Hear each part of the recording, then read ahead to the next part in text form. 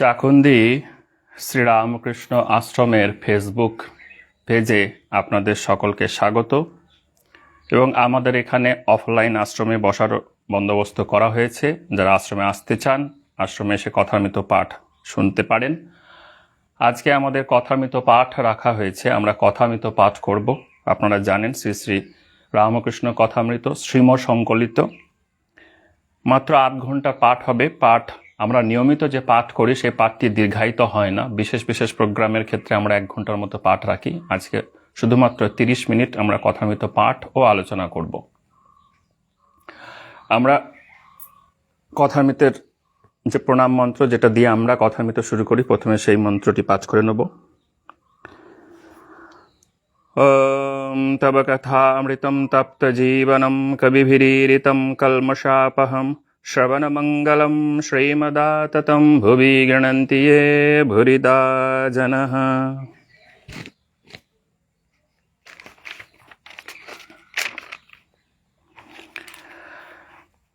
আমরা আগেই আমাদের যে কথামৃত আলোচনা অনেকদিন থেকে করছি নিয়মিতভাবে,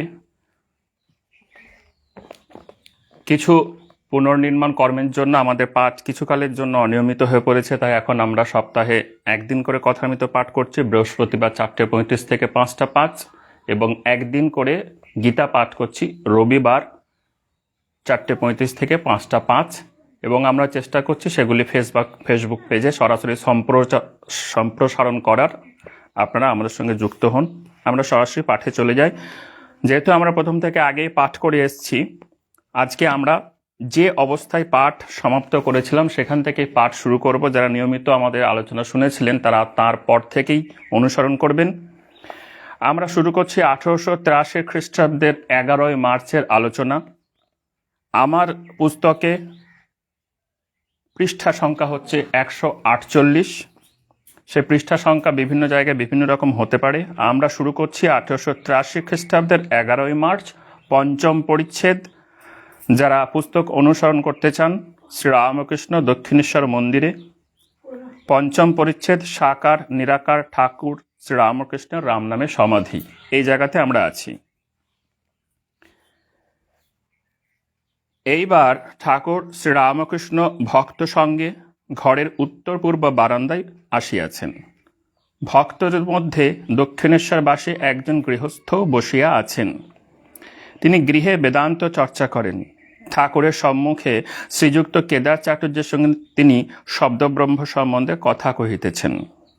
দক্ষিণেশ্বরবাসী, এই অনাহত শব্দ সর্বদা অন্তরে বাহিরে হচ্ছে। শ্রীরামকৃষ্ণ, শুধু শব্দ হলে তো হবে না, শব্দের প্রতিপাদ্য একটি আছে। তোমার নামে কি শুধু আমার আনন্দ হয়? তোমায় না দেখলে 16 আনা আনন্দ হয় না। দক্ষিণেশ্বর নিবাসী, ওই শব্দই ব্রহ্ম, ওই অনাহত শব্দ। শ্রীরামকৃষ্ণ কেদারের প্রতি, ও বুঝেছ, এর ঋষিদের মত। ঋষিরা রামচন্দ্রকে বললেন, হে রাম, আমরা জানি তুমি দশরথের বেটা। ভরদ্বাজ আদি ঋষিরা তোমায় অবতার জেনে পূজা করুন। আমরা অখণ্ড সচ্চিদানন্দকে চাই। রাম এই কথা শুনে হেসে চলে গেলেন। কেদার, ঋষিরা রামকে অবতার জানেন নাই, ঋষিরা বোকা ছিলেন। শ্রীরামকৃষ্ণ গম্ভীরভাবে, আপনি এমন কথা বলো না। যার যেমন রুচি, আবার যার যা পেটে সয়। একটা মাছ এনে মা ছেলেদের নানা রকম করে খাওয়ান। কারুকে পোলাও করে দেন, কিন্তু সকলের পেটে পোলাও সয় না, তাই তাদের মাছের ঝোল করে দেন। যার যা পেটে সয়। আবার কেউ মাছ ভাজা, মাছের অম্বল ভালোবাসে। সকলের হাস্য। যার যেমন রুচি। ঋষিরা জ্ঞানী ছিলেন, তাই তারা অখণ্ড সচ্চিদানন্দকে চাইতেন। আবার ভক্তেরা অবতারকে চান ভক্তি আস্বাদন করবার জন্যে। তাকে দর্শন করলে মনের অন্ধকার দূরে যায়। পুরাণে আছে, রামচন্দ্র যখন সভাতে এলেন তখন সভায় শত সূর্য যেন উদয় হলো। তবে সভা শুদ্ধ লোকেরা পুড়ে গেল না কেন? তার উত্তর, তাঁর জ্যোতি জড়জ্যোতি নয়। সভাস্থ সকলের হৃৎপদ্ম প্রস্ফুটিত হলো। সূর্য উঠলে পদ্ম প্রস্ফুটিত হয়। ঠাকুর শ্রী রামকৃষ্ণ দাঁড়াইয়া ভক্তদের কাছে এই কথা বলিতেছেন। বলিতে বলিতে একেবারে বাহ্য রাজ্য ছাড়িয়া মন অন্তর্মুখ হইল, হৃৎপদ্ম প্রস্ফুটিত হইল। এই কথাটি উচ্চারণ করিতে না করিতে ঠাকুর একেবারে সমাধিস্থ। ঠাকুর সমাধি মন্দিরে ভগবান দর্শন করিয়া শ্রীরামকৃষ্ণ হৃৎপদ্ম কি প্রস্ফুটিত হইল? সেই একইভাবে দণ্ডায়মান, কিন্তু বাহ্যশূন্য, চিত্রার পিতেন নাই। শ্রীমুখ উজ্জ্বল ও সহাস্য। ভক্তরা কেহ দাঁড়াইয়া, কেহ বসিয়া অবাক এক দৃষ্টে এই অদ্ভুত প্রেম রাজ্যের ছবি, এই অদৃষ্ট পূর্ব সমাধি চিত্র সন্দর্শন করিতেছেন। অনেকক্ষণ পরে সমাধি ভঙ্গ হইল। তো শ্রীরামকৃষ্ণের চরিত্রে এই বিশেষত্ব আমরা দেখি, আর কোনো অবতারের ক্ষেত্রে যেটি দেখা যায় না, সেটি হচ্ছে তিনি মুহুর্মুহু ঈশ্বরের নামে সমাধিস্থ হতেন, এবং এই সমাধি দর্শন করেই প্রথম শ্রীরামকৃষ্ণের প্রেমে পড়েন কথামিতকার শ্রীম। প্রথমে পাগল মনে করেছিলেন, কিন্তু তারপর থেকে যখন তিনি সমাধি দর্শন করলেন অবাক হয়ে গেলেন। এই কেমন জিনিস, ঈশ্বরের চিন্তা করে কেউ এরকম একেবারে সমাধিস্থ হয়ে যেতে পারে, এরকম চিত্রার্পিতের ন্যায় হয়ে যেতে পারে? আজ আবার সেই সমাধি দর্শন করছেন শ্রীম এবং অন্যান্য ভক্তেরা। ঠাকুর দীর্ঘ নিঃশ্বাস ফেলিয়া রাম এই নাম বারবার উচ্চারণ করিতেছেন। নামের বর্ণে বর্ণে যেন অমৃত ঝরিতেছে। আমরা সাধারণত যখন ঈশ্বরের নাম করি, খুব যান্ত্রিকভাবে ঈশ্বরের নাম করি, নামটা প্রেম পূর্ণভাবে করি না। কিন্তু ঠাকুর যখন গোবিন্দ গোবিন্দ রাম রাম উচ্চারণ করতেন, তার মধ্যে একটা মধুর ভালোবাসা বা মধুর প্রেম ঈশ্বরের নামে যে ঝরে পড়া যাকে বলে, সেটি ঠাকুরের ক্ষেত্রে দেখা যেত। ঠাকুর উপবিষ্ট হইলেন, ভক্তরা চতুর্দিকে বসিয়া একদৃষ্টে দেখিতেছেন। শ্রীরামকৃষ্ণ ভক্তদিগের প্রতি অবতার যখন আসে সাধারণ লোকে জানতে পারে না, গোপনে আসে। 2-4 জন অন্তরঙ্গ ভক্ত জানতে পারে। রাম পূর্ণ ব্রহ্ম, পূর্ণ অবতার, কথা 12 জন ঋষি কেবল জানত।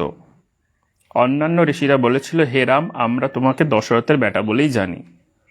অবতার তত্ত্ব ভক্তি শাস্ত্রে আছে, বেদান্ত শাস্ত্রে অবতারের কথা নেই। এই জন্য যারা ভক্ত নয় তাদের পক্ষে অবতার তত্ত্বে বা অবতারে বিশ্বাস করা খুব কঠিন। আমরা জানি, গিরিশ ঘোষ বলছেন যে একটা হেগমতো মানুষকে ভগবান বলে বিশ্বাস করা সত্যি খুব কঠিন। কাজেই অবতার যখন আসে সাধারণ লোকে তাদের চিনতে পারেন না। আমরা জানি শ্রীরামকৃষ্ণের জীবনে দেখেছি, ছোটবেলায় তিনি যখন ছোট ছিলেন, শিশু গদাধর চিনু শাখারি তাকে পুজো করে বলেছিলেন যে ঠাকুর তুমি একদিন অনেক বড় হবে, কিন্তু তখন আমি এই পৃথিবীতে থাকবো না, কাজেই তোমাকে আমি এখনই পুজো করে নিই। তাহলে এই রকম কিছু ভক্ত আছে যারা অবতারকে চিনতে পারেন যে এ সাধারণ মানুষ নয়, ইনি হচ্ছেন অবতার।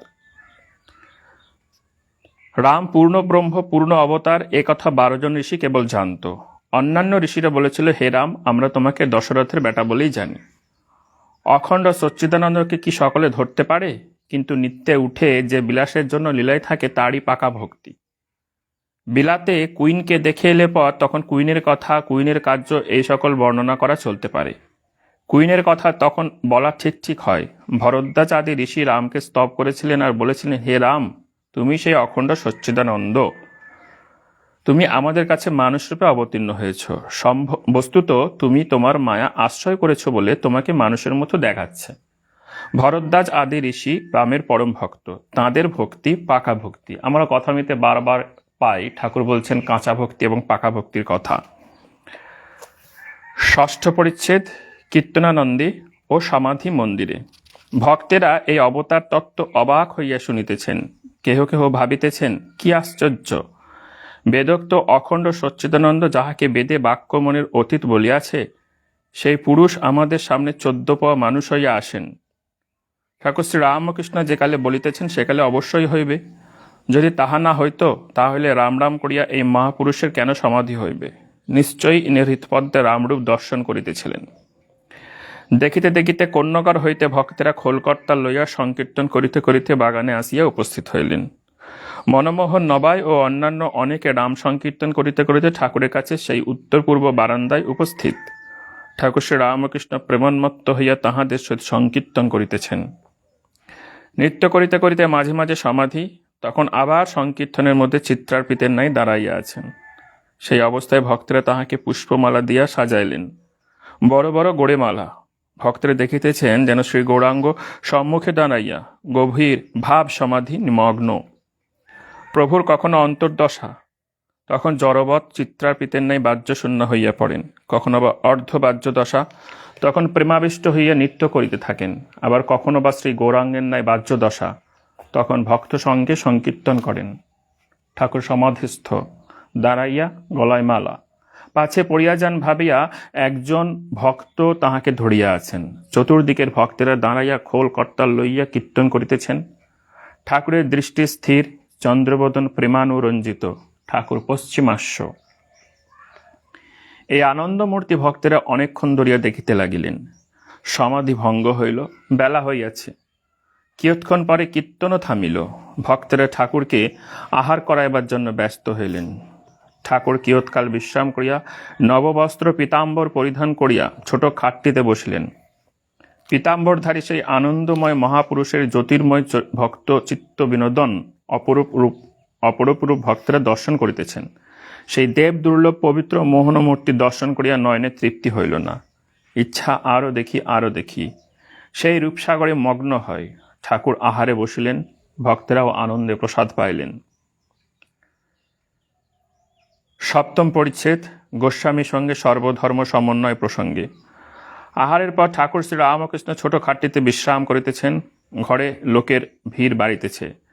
বাহিরের বারান্দাগুলিও লোকে পরিপূর্ণ। ঘরের মধ্যে ভক্তেরা মেঝেতে বসিয়া আছেন ও ঠাকুরের দিকে একদৃষ্টে চাহিয়া আছেন। কেদার, সুরেশ, রাম, মনমোহন, গিরীন্দ্র, রাখাল, ভবনাথ মাস্টার ইত্যাদি অনেকে ঘরে উপস্থিত। রাখালের বাপ আসিয়া আছেন, তিনিও ওই ঘরে বসিয়া আছেন। রাখাল বলতে এখানে রাখাল মহারাজের কথা, স্বামী ব্রহ্মানন্দের কথা বলা হচ্ছে, তার পিতা, এই জন্য তাকে রাখালের বাপ বলা হয়েছে এখানে। একটি বৈষ্ণব গোস্বামীও এই ঘরে উপবিষ্ট। ঠাকুর তাহাকে সম্বোধন করিয়া কথা কহিতেছেন। গোস্বামীদের দেখিলেই ঠাকুর মস্তক অবনত করিয়া প্রণাম করিতেন, কখনো কখনো সম্মুখে সাষ্টাঙ্গ হইতেন। শ্রীরামকৃষ্ণ: আচ্ছা, তুমি কি বলো, উপায় কি? গোস্বামী: আজ্ঞা, নামেতেই হবে, কলিতে নাম মাহাত্ম্য। শ্রীরামকৃষ্ণ: হ্যাঁ, নামের খুব মাহাত্ম্য আছে বটে, তবে অনুরাগ না থাকলে কি হয়? ঈশ্বরের জন্য প্রাণ ব্যাকুল হওয়া দরকার। শুধু নাম করে যাচ্ছি, কিন্তু কামিনী কাঞ্চনে মন রয়েছে, তাতে কি হয়? বিছে বা ডাকুর কামড় অমনি মন্ত্রে সারে না, ঘুঁটের ভাবরা দিতে হয়। গোস্বামী: তাহলে অজামিল মহাপাতকী এমন পাপ নাই যা সে করে নাই, কিন্তু মরবার সময় নারায়ণ বলে ছেলেকে ডাকতে উদ্ধার হয়ে গেল। শ্রীরামকৃষ্ণ: হয়তো অজামিলের পূর্বজন্মে অনেক কর্ম করা ছিল, আর আছে যে সে পরে তপস্যা করেছিল। এরকমও বলা যায় যে তার তখন অন্তিমকাল। হাতিকে নাইয়ে দিলে কি হবে? আবার ধুলাকাদা মেখে যে কেসেই। তবে হাতিশালায় ঢোকবার আগে যদি কেউ ঝুল ঝেড়ে দেয় ও স্নান করিয়ে দেয়, তাহলে গা পরিষ্কার থাকে। নামেতে একবার শুদ্ধ হলো, কিন্তু তারপরে হয়তো নানা পাপে লিপ্ত হয়। মনে বল নাই, প্রতিজ্ঞা করে না যে আর পাপ করব না। গঙ্গা স্নানে পাপ সব যায়, গেলে কি হবে? লোকে বলে থাকে পাপগুলো গাছের উপরে থাকে। গঙ্গা নিয়ে যখন মানুষটা ফেরে, তখন ওই পুরানো পাপগুলো গাছ থেকে ঝাঁপ দিয়ে ওর ঘাড়ের উপর পড়ে। সকলের হাস্য। সেই পুরানো পাপগুলো আবার ঘাড়ে চড়েছে। স্নান করে দুপানা আস্তে আস্তে আবার ঘাড়ে চড়েছে। তাই নাম করো, সঙ্গে সঙ্গে প্রার্থনা করো, যাতে ঈশ্বরেতে অনুরাগ হয়। আর যেসব জিনিস দুদিনের জন্য, যেমন টাকা, মান, দেহের সুখ, তাদের উপর যত ভালোবাসা কমে যায়, প্রার্থনা করো। আমরা জানি, এরকম বারবার বলছেন ঠাকুর, কথা মিতে পায়। তিনি বলছেন যে সালিসি মুরলিতে অনেক করলে, এখন একটু ঈশ্বরের নাম করো, লোকে জানুক যে ঈশান আর পারে না। অর্থাৎ এসব সালিসি মুরলি করে এই যে মানুষ ঘুরে বেড়ায়, ঠাকুরের কথায় আছে, মা ভাবছেন ছেলে ভাবছে বেশ আছে, মা ভাবছে থাকো বাবা বেশ থাকো, চুষি কাটি ঢুকে দিয়ে ছেলে ভাবছে চুষতে চুষতে বেশ আছি, মাও ভাবছেন থাকো বাবা বেশ থাকো, কিন্তু চুষি কাটি ফেলে দিয়ে যখন শিশু কাঁদতে শুরু করে হাত পা ছড়িয়ে, তখন মা তাড়াতাড়ি এসে কোলে তুলে নেয়। ঠাকুরের এই কথা আমরা কথা মিতে পাই। শ্রীরামকৃষ্ণ গোস্বামীর প্রতি: আন্তরিক হলে সব ধর্মের ভিতর দিয়ে ঈশ্বরকে পাওয়া যায়। এই হচ্ছে একটি ঠাকুরের বিখ্যাত কথা। আন্তরিক হলে সব ধর্মের ভিতর দিয়ে ঈশ্বরকে পাওয়া যায়। বৈষ্ণবেরাও ঈশ্বরকে পাবে, শাক্তরাও পাবে, বেদান্তবাদীরাও পাবে, ব্রহ্মজ্ঞানীরাও পাবে, আবার মুসলমান, খ্রিস্টান এরাও পাবে। আন্তরিক হলে সবাই পাবে। কেউ কেউ ঝগড়া করে বসে, তারা বলে আমাদের শ্রী কৃষ্ণকে না ভজলে কিছুই হবে না, কি আমাদের মা কালীকে না ভজলে কিছুই হবে না, আমাদের খ্রিস্টান ধর্মকে না নিলে কিছুই হবে না। ঠাকুর এই সহজ ভাষায় এই কথাগুলি বারবার বুঝিয়ে গেছেন। আর শ্রীরামকৃষ্ণের বিশেষত্ব বা শ্রীরামকৃষ্ণের জনপ্রিয়তা তার এই কথাগুলির কারণে। এই যে সর্বধর্ম সমন্বয়ের অবতার তাকে বলা হয়, ঠিক এই কথাগুলির কারণে, যেটি আমাদের সমাজের পক্ষে অত্যন্ত কল্যাণকারী।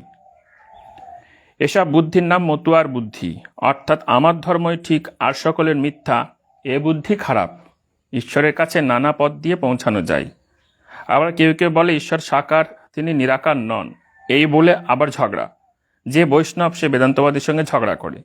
যদি ঈশ্বর সাক্ষাৎ দর্শন হয় তাহলে ঠিক বলা যায় যে দর্শন করেছে সে ঠিক জানে ঈশ্বর সাকার আবার নিরাকার। আরও তিনি কত কি আছেন তা বলা যায় না। কতগুলো কানা একটি হাতির কাছে এসে পড়েছিল। একজন লোক বলে দিলে এ জানোয়ারটির নাম হাতি। তখন কানাদের জিজ্ঞাসা করা হলো হাতিটা কীরকম। তারা হাতির গা স্পর্শ করতে লাগলো। একজন বলে হাতি একটা থামের মতো। সে কানাটি কেবল হাতির পা স্পর্শ করেছিল। আর একজন বলে হাতিটা একটা কুলোর মতো, সে কেবল একটা কানে হাত দিয়ে দেখেছিল। এরকম যারা সুর কি পেটে হাত দিয়ে দেখেছিল তারা নানা প্রকার বলতে লাগলো। তেমনি ঈশ্বর সম্বন্ধে যে যতটুকু দেখেছে সে মনে করেছে ঈশ্বর এমনি, আর কিছু নয় বা আর কিছু নেই। ঠাকুর এই গল্পটি একাধিকবার বলেছেন কথামিতে, এবং কথামিতের বাইরেও অন্যান্য সময় বলেছেন। ঠাকুরের সব কথা তো কথামিতে লিপিবদ্ধ হয়নি, শুধুমাত্র যে দিনগুলি শ্রীম দক্ষিণেশ্বরের ঠাকুরের সম্মুখে উপস্থিত ছিলেন সেই কথাগুলি কথামিতে লিপিবদ্ধ হয়েছে।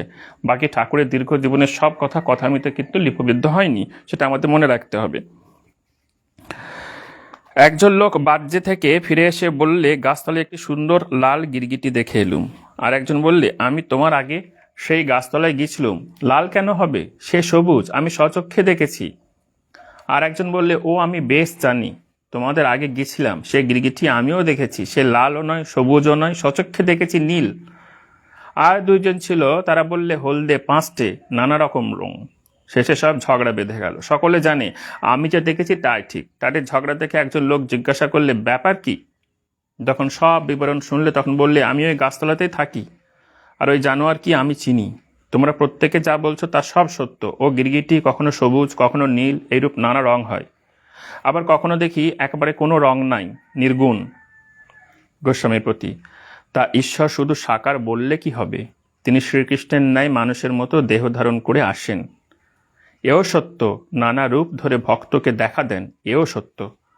আবার তিনি নিরাকার অখণ্ড সচ্চিদানন্দ, এও সত্য। বেদে তাকে সাকার নিরাকার দুই বলেছে, সগুণও বলেছে, নির্গুণও বলেছে। কিরকম জানো, সচ্চিদানন্দ যেন অনন্ত সাগর। ঠান্ডার গুণে যেমন সাগরের জল বরফ হয়ে ভাসে, নানা রূপ ধরে বরফের চায় সাগরের জলে ভাসে, তেমনি ভক্তিহীন লেগে সচ্চিদানন্দ সাগরে সাকার মূর্তি দর্শন হয়। ভক্তের জন্য সাকার, আবার জ্ঞান সূর্য উঠলে বরফ গলে। আগেকার যেমন জল তেমনি জল, অধ ঊর্ধ্ব পরিপূর্ণ, জলে জল। তাই শ্রীমৎ ভাগবতে সব স্তব করেছে ঠাকুর তুমিই সাকার, তুমিই নিরাকার। আমাদের সামনে তুমি মানুষ হয়ে বেড়াচ্ছ, কিন্তু বেদে তোমাকে বাক্যমনের অতীত বলেছে। তবে বলতে পারো কোনো কোনো ভক্তের পক্ষে তিনি নিত্য সাকার। এমন জায়গায় আছে যেখানে বরফ গলে না, স্ফটিকের আকার ধারণ করে। আপনারা জানেন অ্যান্টার্কটিকার মতো জায়গায় বরফ গলে না, বা মেরু প্রদেশ যেখানে, বা উত্তর মেরু দক্ষিণ মেরু দুটি জায়গাতে বরফ গলে না, সেখানে সবসময় জলই থাকে। কাজেই কারো কারোর জন্য ভক্তের জন্য ঈশ্বর চিরকালই সাকার রূপে ধারণ করে থাকবেন। যারা রাম ভক্ত, রাম চিরকালই তাদের জন্য সাকার। বর্তমানে না থাকলেও অতীতে ছিলেন, এরকম তারা বিশ্বাস করে। যারা রামকৃষ্ণের ভক্ত, আমরা যারা রামকৃষ্ণের ভক্ত, আমরা মনে করি ঈশ্বর সাকার, রামকৃষ্ণ রূপে তিনি অবতীর্ণ হয়েছেন। তিনি বর্তমানে স্থূল শরীরে না থাকলেও আমরা বিশ্বাস করি তিনি স্থূল শরীরে ধারণ করেছিলেন, এবং প্রযুক্তিগত কারণে তার ছবি আমরা সংরক্ষণ করতে পেরেছি, যেগুলি অন্যান্য অবতারের ক্ষেত্রে করা সম্ভব হয়নি। আমরা যে ছবিগুলো দেখি রামকৃষ্ণ বা অন্যান্য অবতার পুরুষদের বা ধর্মীয় মহাত্মাদের, সেগুলি সবই অঙ্কিত চিত্র, ক্যামেরা দিয়ে তোলা ছবি নয়। কেদার আগে শ্রীমৎ ভাগবতে ব্যাস 3টি দোষের জন্য ভগবানের কাছে ক্ষমা প্রার্থনা করেছেন। এক জায়গায় বলেছেন, হে ভগবান, তুমি বাক্যমনের অতীত, কিন্তু আমি কেবল তোমার লীলা, তোমার সাকার রূপ বর্ণনা করেছি, অতএব অপরাধ মার্জনা করবেন। এইটি একটি বিখ্যাত শ্লোক ভাগবতের, এবং কথাগুলি অত্যন্ত যুক্তিপূর্ণ। ঠিক এই ভাবের কথা আমরা রামপ্রসাদের গানে পাই, যেখানে বলা হচ্ছে যে ঈশ্বরকে যিনি সৃষ্টি করেছেন, যিনি ঈশ্বরকে খাওয়াচ্ছেন, মা সৃষ্টি করেছেন, মা খাওয়াচ্ছেন, সেই মাকে আমরা এই সিদ্ধ চাল কি ছোলা ভেজা দিয়ে কি বাদাম ভাজা দিয়ে কি ভোগ দিচ্ছি। এটা হাস্যকর ব্যাপার। মাকে, গোটা জগৎকে, বিশ্ব ব্রহ্মাণ্ডকে মা পুষ্প দিয়ে সাজাচ্ছেন, আমরা তাকে ফুলের মালা দিয়ে কি ধন্য করে দিচ্ছি। এটা হাস্যকর ব্যাপার। তিনি গান শুনবেন, আমরা দেখেছি হাজরা বলছেন দক্ষিণেশ্বরে মজা করে যে ঈশ্বর অনন্ত, তার ঐশ্বর্য অনন্ত, তিনি কি গান শুনবেন নাকি চাল কলা খাবেন। কথাটি খুবই সত্যি। ঠাকুর কিন্তু খুব প্রশংসা করছেন তখন। শ্রীমৎ ভাগবতের এই শ্লোকটিও ঠিক ওই ভাবের একটি শ্লোক, এটি বিখ্যাত শ্লোক। শ্লোকটি নিচে পাদটিকায় দেওয়া হয়েছে, যেটি কেদার বলছেন ঠাকুরকে। সেই শ্লোকটি হচ্ছে নিচে এইভাবে বলা হচ্ছে, রূপম রূপ বিবর্জিতস্য ভবত ধ্যানেন যৎ কল্পিতম স্তুত্য নির্বাচনীয়তা অখিল গূঢ় দূরীকৃতা যৎ ময়া व्यापितञ्च निराकृतं भगवत यत्तीर्थयात्रादिना সন্তব্যম জগদীশ তদ বিকলত দোষত্রয়ম মৎকৃতম। শ্লোকটি একটু কঠিন, আমরা বঙ্গানুবাদ দেখতে পারবো, আমরা পড়ব বঙ্গানুবাদ। রূপম রূপ বিবর্জিত ভবত ধ্যানেন যৎ কল্পিতম, অর্থাৎ হে ঈশ্বর তোমার কোনো রূপ নেই, অথচ আমি তোমার ধ্যান করার চেষ্টা করি বা তোমার রূপ কল্পনা করি। স্তুত্য অনির্বাচনীয় তা অখিল গূঢ় দূরীকৃত যৎ ময়া, তুমি অবর্ণনীয় তবুও তোমাকে আমরা স্তুতি দ্বারা বর্ণনা করার চেষ্টা করি। ব্যাপিত্যাঞ্চ নিরাকৃতম ভগবত যৎ তীর্থযাত্রাদিনাহ, হে ভগবান তুমি তো সব জায়গাতেই আছো, তবুও তীর্থে গিয়ে আমি তোমার অপমান করছি, অর্থাৎ যেখানে যাচ্ছে সেখানেও তুমি আছো, যেখান থেকে আমি যাচ্ছি সেখানেও তুমি আছো, তাহলে এটা তোমার অপমানিত করা হচ্ছে। সন্তব্যম জগদীশ তদ বিকলত দোষত্রয় মৎকৃতম, সুতরাং হে জগদীশ্বর, হে ঈশ্বর, তোমার এই 3 প্রকার বিকলতা আমি ঘটাচ্ছি, তোমার এই 3 প্রকার বিকলন বা বিকৃতি আমার দ্বারা হচ্ছে, অর্থাৎ তুমি অনির্বচনীয়, বর্ণনা করা যায় না, আমি তোমাকে তবু গানের মাধ্যমে স্তোত্রের মাধ্যমে বর্ণনা করার চেষ্টা করছি। তুমি সর্বত্র আছো, অথচ তীর্থে গিয়েই ভাবছি তুমি শুধু তীর্থে আছো, অন্য কোথাও নেই, এটি আরেকটি দোষ। তোমার কোনো রূপ নেই, অথচ তোমার রূপের আমি ধ্যান করার চেষ্টা করছি বা তোমার রূপের কল্পনা করছি। সুতরাং সন্তব্যম জগদীশ তাদের বিকলতা দোষত্রয়ম মৎকৃতম, সুতরাং হে ঈশ্বর, হে জগদীশ্বর, আমার দ্বারা কৃত এই 3 প্রকার দোষ তুমি ক্ষমা করো। এই বলে এখানে শ্লোকটি শেষ হচ্ছে। শ্লোকটি একটি বিখ্যাত শ্লোক, ভেরি অফ কোটেড যাকে বলে, এবং অত্যন্ত যুক্তিপূর্ণ কথাগুলি। শ্রীরামকৃষ্ণ তার উত্তরে কি বলছেন? হ্যাঁ, ঈশ্বর সাকার আবার নিরাকার, আবার সাকার নিরাকারেরও পার, তাঁর ইতি করা যায় না। এই কথাটি ঠাকুর বহুবার বলেছেন কথামৃতে এবং অন্যান্য জায়গায়, যে ঈশ্বরের ইতি করা যায় না। তিনি কোনো ভক্তকে বলছেন যে তিনি কেমন তার কাছে প্রার্থনা করো না, তিনিই বুঝিয়ে দিবেন তিনি কেমন, সাকার না নিরাকার। বারবার এই কথাটি বলছেন, একাধিক ভক্তকে এই কথাটি বলছে যে তিনি কেমন তার কাছেই প্রার্থনা করো, তিনিই বুঝিয়ে দেবেন তিনি সাকার না নিরাকার, তিনি কেমন তিনিই বুঝিয়ে দেবেন। আমার কথা শুনতে হবে না, আমার কথা মানতে হবে না, তুমি নিজেই প্রার্থনা করো, প্রার্থনা আন্তরিক হলে তিনি শুনবেনই শুনবেন। অষ্টম পরিচ্ছেদ, ঠাকুর শ্রী রামকৃষ্ণ নিত্যসিদ্ধ ও কৌমার বৈরাগ্য। রাখালের বাপ বসিয়া আছেন। রাখাল আজকাল ঠাকুরের কাছে রহিয়াছেন। রাখালের মাতা ঠাকুরানীর পরলোক প্রাপ্তির পর পিতা দ্বিতীয় সংসার করিয়াছেন। রাখাল এখানে আছেন, তাই পিতা মাঝে মাঝে আসেন। এই রাখাল মহারাজ পরবর্তীকালে স্বামী ব্রহ্মানন্দ, তিনি ছিলেন রামকৃষ্ণ মঠ মিশনের প্রথম প্রধান প্রেসিডেন্ট বা মহাধ্যক্ষ।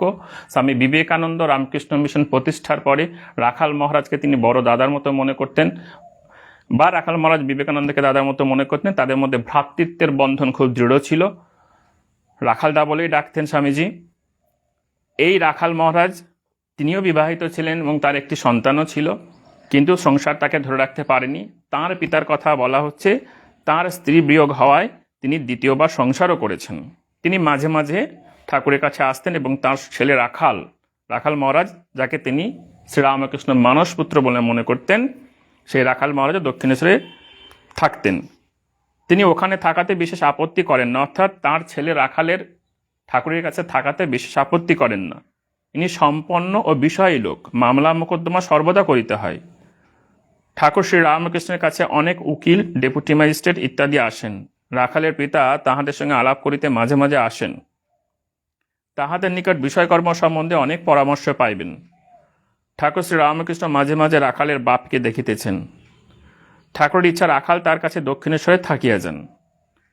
শ্রীরামকৃষ্ণ রাখালের বাপ ও ভক্তদের প্রতি, আহা, আজকাল রাখালের স্বভাবটি কেমন হয়েছে, ওর মুখের দিকে তাকিয়ে দেখো, দেখতে পাবে মাঝে মাঝে ঠোঁট নড়ছে।